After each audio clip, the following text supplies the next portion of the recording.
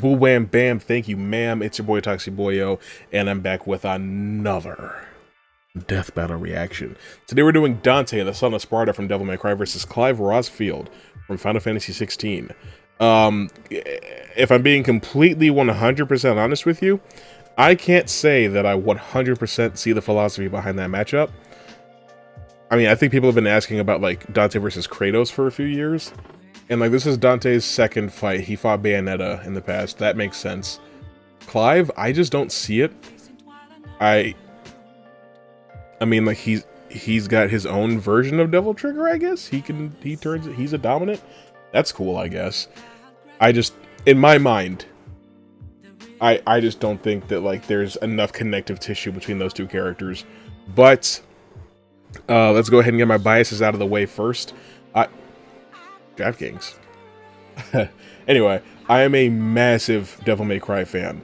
Probably one of the biggest that you'll see on this entire platform. I don't do a whole lot of videos about it just because my talent for making videos does not line up with my passion for certain topics. So I could try to make one of those, 3-hour long lore explain videos about Dante, but it would not turn out very well for anybody.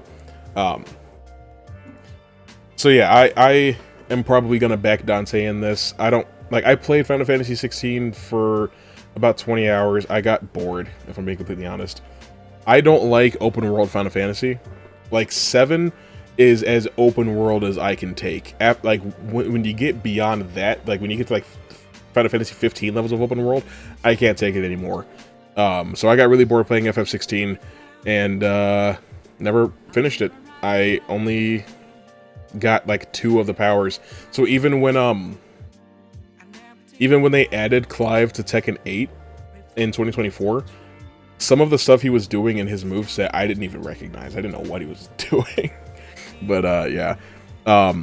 So as always, when I'm more knowledgeable about one character than the other, if Clive wins because of something that I don't know about, then I'll just have to be okay with that. Kings.com/promos. I'm not gonna argue with you. Anyway. All right, the combatants are set, and we've run the data through all possibilities. You summon and kill. Summon and kill. I fail to see the logic here. Like, yeah, they can both do fire, but Dante's powers aren't really fire. He doesn't really have elemental powers, except for when he's got King Cerberus. That's another thing. What weapons is he gonna have in this? I mean, it's his DMC5 model, so I would expect to see King Cerberus and Cavalier and Balrog. I forgot what they were all called. And Devil Sword Dante, of course. Hey, I heard your fiery friend is causing trouble. And It's I'm in the E&I. business of dealing with trouble. Not a bad Dante voice. Leave now. I have a god to kill. The last thing that will stop me is a demon. Is that Ben? Did they get Ben back?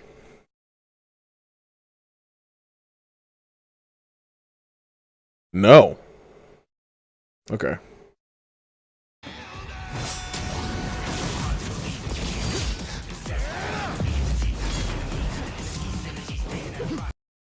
I just figured it out. The Final Fantasy 16's combat director was also combat director for DMC5. That's what it is. That's the connective tissue. The charge shot with Ebony, hell yeah. So Ebony does charge shots, Ivory does rapid fire. Or not rapid fire, but like bursts. In case you're curious. He got stabbed again. Okay. Dr. Faust. Navon. So they're just giving him the greatest hits. I'm fine with that. There's King Cerberus.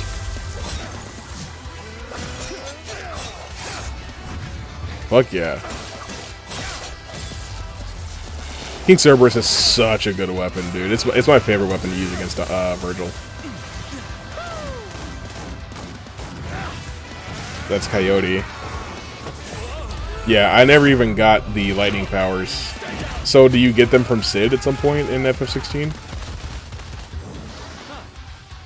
Double Kalina Ann. What's funny about the Double Kalina Ann? Doppelganger with Balrog. Wow. Wow, we're pulling out all the stops. What's funny about the double clean at end is that I think it's really easy to miss. I don't know if everybody has gotten the second one, because there's the one that Lady gives you, and then on future playthroughs, in that first mission that you play as Dante after he wakes up from the coma, you can find another one. In the shadows anymore, Smokey. Do that move I love. Do that move I love. Do that move I love. Come on. Time to see the light. Yes, sir! That's the only thing I ever do in Gunslinger. I love that move. But obviously it's not very practical, so you don't catch me in Gunslinger very often. He does that in Tekken 8. Man, this has got me wishing that they put Dante in Tekken. This Cavalier. Yo, this music is great. There's Double Trigger. He's got another one.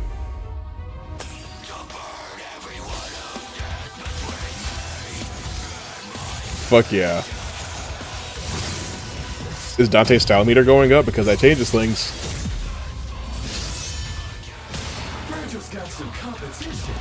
Yeah. He can use Royal Guard. That changes things too. He's got two stances that are, or two styles rather, that are like really good for defense. He's got Trickster, he's got Royal Guard, so he can parry anything. He can parry anything. Literally anything. And he could dodge anything too. On top of that, he's got a ridiculous healing factor. Like, the only thing that's ever caused him significant damage is his brother. And that's pretty hard to scale. So, I don't know. Like, I feel like Dante's kind of like a nightmare matchup for anybody, especially a Final Fantasy protagonist. But if there's one that's going to stand a chance, it's going to be Clive or Lightning? I don't know. Not Cloud, that's for sure.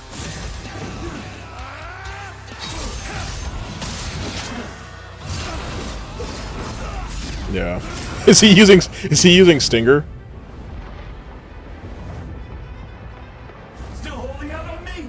Let's see what your monster can really do. So the devil cries for more. Let's give him everything we've got. Joshua! So how does that work? So is Joshua dead? Okay. Clive thinks that his brother's alive because he's certain that there's a second fire dominant. But we know that there can only be one of a kind at a time. But Clive also has the ability of, like, taking powers from other dominants. So did he take his brother's power? Like, I don't really get what the Phoenix thing is. I should probably watch an FF16 explained video. But I'm just, like, holding out hope that one day I'll play FF16 again and, like, actually get through it. But I don't know. I think I may have just outgrown Final Fantasy because I didn't want to finish 7 Rebirth either. So who knows? But for everything that we've seen out of Dante so far, he does still have one last trick up his sleeve.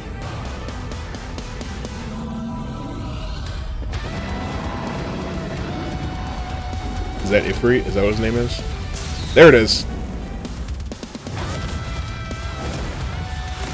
That's the Sin Double Trigger. This is sick. That's the move I love doing. You hold circle for that, I think. I won't underestimate you. By the way, they're in outer space. Why has he got 2 double sword Dantes?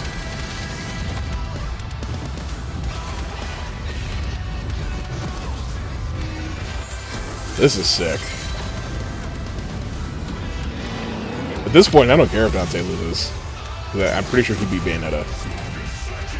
Uh-oh. Uh-oh, he's got full style.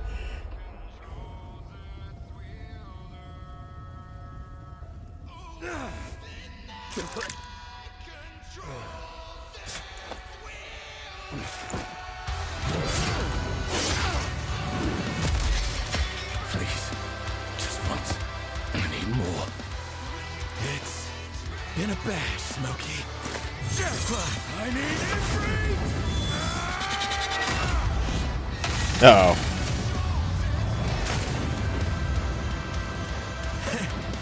Not bad. Not bad at all.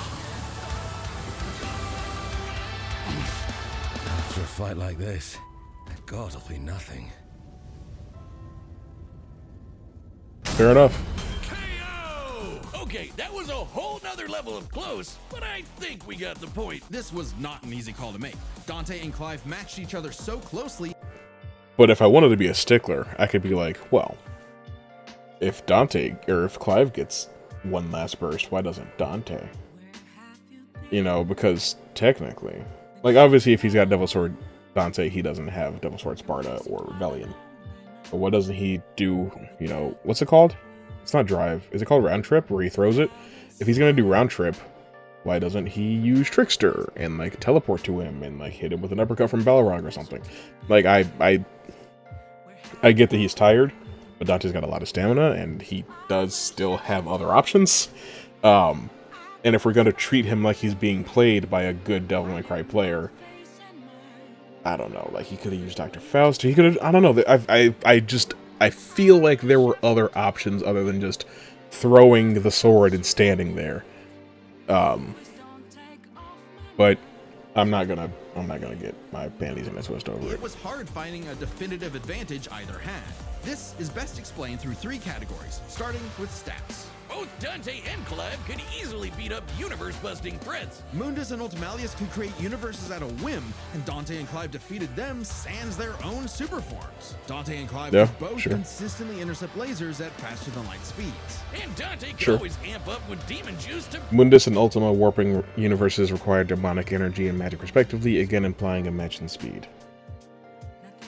briefly outspeed Clive Sure. anyway. But Clive could match that by boosting his own speed and reflexes through precision dodge. Both were so beyond the pale that neither could definitively overpower the other. Still, given their crazy powers, you'd think one of their abilities would break the deadlock. Not so much. Dante and Clive could generally match each other blow for blow, be it to teleport, slow down time, flash freeze the other, block and absorb hits, etc. And Dante could survive the intense flames of Ifrit. He's dealt with heat like that before. Though Clive did not have a perfect Oh, shit. match against I Doppelganger, didn't even see. He's dealt with Dante's sealing abilities could help, but have specific location requirements requiring a connection between the human and demon world, making its usability unlikely. We're talking about the Hellgates? I wouldn't even consider that. heat like that before. Though Clive There's did no not point in have talking a about it, perfect really. match against Doppelganger, he did have more methods of manipulating time, both more reliable and abusable, in addition to defensive measures like Ifrit's barrier to fall back on to outlast powers like Doppelganger. But their super forms evened out. Any edge Clive could get from, say, Limit Break or This makes me want to play FF16 again. If it ends up being free on PlayStation Plus, because I did sell it, but I didn't just want it sitting on my shelf. If it ever becomes free on PlayStation Plus, I'll give it another try. Ifrit Risen, Dante could match with Devil Trigger or Sin Devil Trigger. In the end, both have answers to most of each other's powers, making it still anyone's win. Which is why it came down to one major factor: endurance. Just how long could these two keep at it?